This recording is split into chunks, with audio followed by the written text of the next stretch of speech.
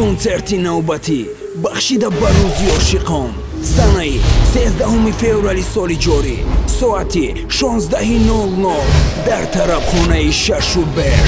با اشتراکی شان امسی، نعیم جانی سیدعلی، روزی بکی فیضعلی، تخمین الدین نایبا، هنگامه عبدالسلام، مونیسه بابایوه،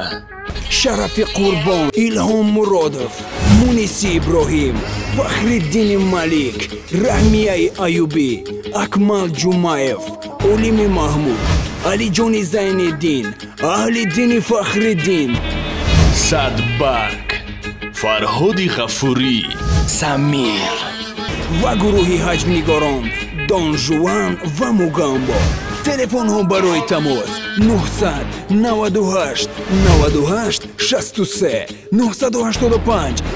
04 99 93. اگر خواهی صدای رپ و استرادای تاجیک را از نزدیک بلندتر شنوی پس بیشی تو